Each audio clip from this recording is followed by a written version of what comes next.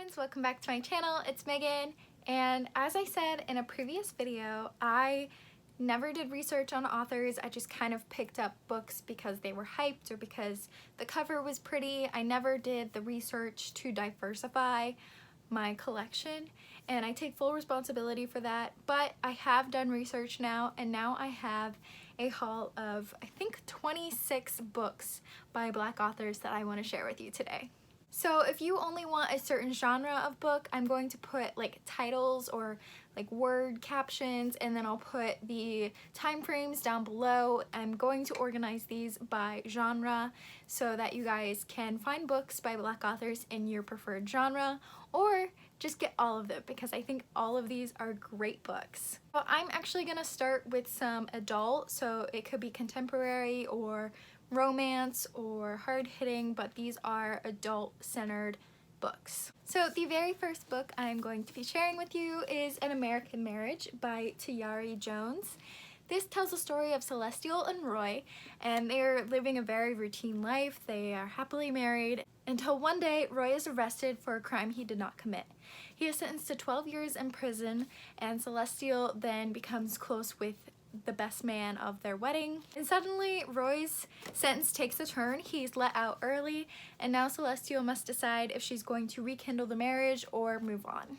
The next is Queenie by Candace Carty Williams. This tells the story of Queenie, who is a journalist and catastrophist, as the book proclaims, and her boss isn't listening to her, her family's not listening to her, and she's trying to get through life when everyone else is making decisions for her. So it's essentially the struggles of adult womanhood, but also the struggles of being a Black Jamaican British woman. So it sounds like a really good novel. Next is Get a Life, Chloe Brown by Talia Hibbert.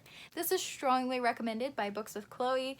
It tells the story of Chloe Brown, who is a very rich Black woman who has really lived a monotonous life, and now she has created a plan, or essentially a bucket list, to help her get a life.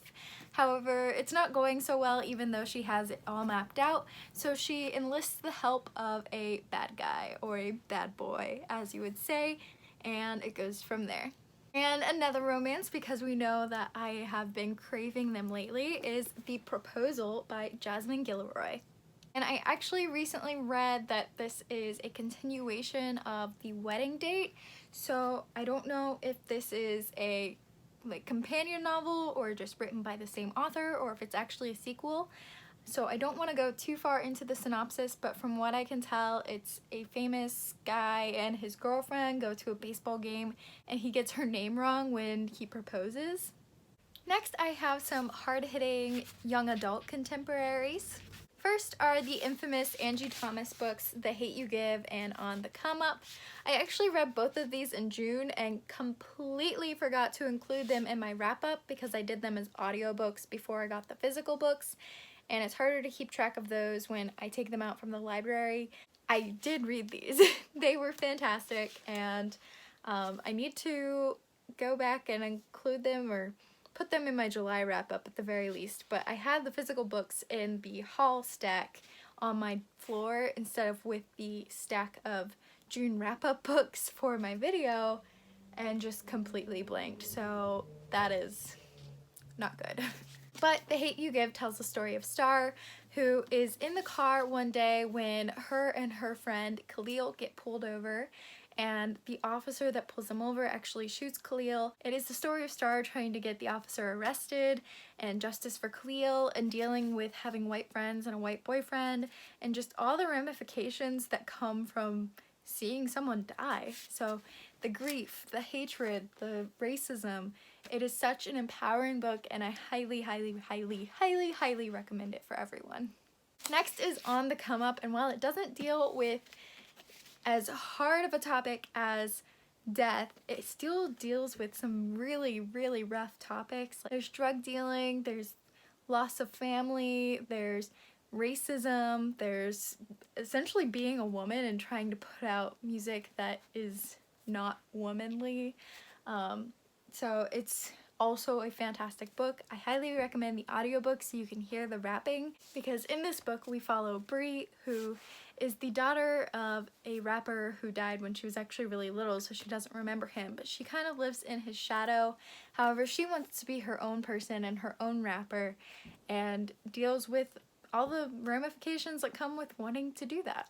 Next is Monday's Not Coming by Tiffany D. Jackson. This is a story of Claudia and Monday. Claudia one day discovers that Monday has just essentially vanished, and how she is the only one who seems to recognize that fact, and no one cares until 1 year later. So it's like a thrilling mystery, but I'm sure there's also some hard-hitting topics in this novel. Next is Watch Us Rise by Renee Watson and Ellen Hagen. This is a novel about feminism and the struggle to get your voice heard as a woman. So essentially these two girls form a club where they start an article in the newspaper or like club paper about Write Like a Girl, and it suddenly becomes viral. So they're dealing with not only compliments and praise, but also the backlash and being threatened to be shut down or silenced, and it deals with getting your voice heard.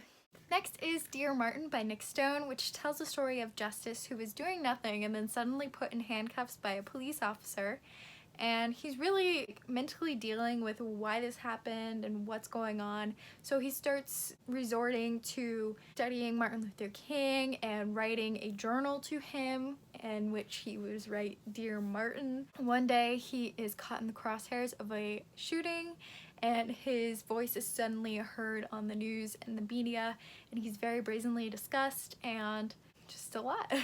Next is Clap When You Land by Elizabeth Acevedo, and this is an author that I really love. With the Fire on High is probably one of my favorite contemporaries of all time. This is a story in verse told about two sisters who lose their father to a plane crash and are now dealing with the grief from that. Next is another story told in verse, which is The Black Flamingo by Dean Atta.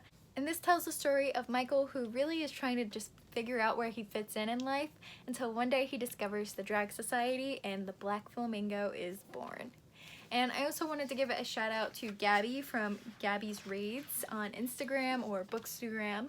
She sent this to me after I sent her a couple of books, so that's super exciting, and thank you, Gabby. Next are 4 lighter-ish contemporaries that I wanted to share. The first is Little and Lion by Brandy Colbert. This tells the story of Suzette and Lionel. Suzette returns home from Los Angeles after her brother Lionel is diagnosed with bipolar disorder, and she discovers that her and her brother both have a crush on the same girl. So it deals with mental health and also sexuality, which is really cool. Next is I Want to Be Where You Are by Christina Forrest. This tells the story of Chloe, whose only dream in life is to attend ballet school or dance school, and her mother kind of shuts down that dream. So she hatches a plan and does a road trip across the country to get to dance school, and she is tagged along by Eli and his dog Geezer, and it's just a cute little road trip romance. Next is Slay by Brittany Morris, and this sounds like a fantastic read. It tells the story of Kiera, who is an honors student by day, but by night she is a game designer and a famous player in this online game called Slay. However, one day her world is turned upside down when Slay causes a murder to happen, and she's then harassed and attacked by viruses and sued, and she has to discover how to hide her identity but also learn how to be unapologetically Black in this world that doesn't want her to exist, and not lose herself in the process. And the last of the contemporaries is You Should See Me in a Crown by Leah Johnson. I'm so excited for this one. It tells the story of Liz, who is trying to win a scholarship, and there is a certain scholarship that's coming out that if you are designated the prom queen, you will win. However, her and another girl are fighting for this scholarship, essentially for the crown, and I think there's a romance between the two in the end, which just sounds like a lot of fun. My friend Mel highly suggests this, so I'm gonna link her channel down below, specifically to her June wrap-up where she talks about this book, so you guys should go check that out. Next, I have The 100,000 Kingdoms, which was sent to me by Ivy. And then I went ahead and picked up the sequel called The Broken Kingdoms. There's still one more book in this trilogy, I believe, but I'm gonna get through these two first. These are by N.K. Jemisin and tell the story of Yen, who is from the barbarian north until one day her mother is mysteriously killed and she is summoned to the throne where she learns that she's the heiress, until she also learns she has to duel for the throne with a bunch of family members she never even knew she had. So it just sounds like a lot of fun and I can't wait to pick this one up. Next I have Beasts Made of Night by Tochi Onyebuki, and this tells a story of a world in which if you feel a certain amount of guilt for a sin you have committed, then you turn into a beast. And the only way to purify these beasts is for a corrupt mage to come and essentially absorb your sin. However, there is a cost for these mages. When they absorb the sin, they are then absorbing it into their soul and their mind. And a lot of people are driven mad by this process. However, we are following Taj, who is desperate to provide for his family, so he is kind of breaking himself apart doing this. And he's struggling by day until one day he has to absorb the sin of a royal beast and is introduced to a dark conspiracy that he never knew was going on and was never intending to be part of. Next, I got The Wicked Will Rise by Danielle Page. This is a sequel to Dorothy Must Die, and I believe that is just a dark retelling of The Wizard of Oz, so I'm not going to go too far into the synopsis because I don't have the first book yet.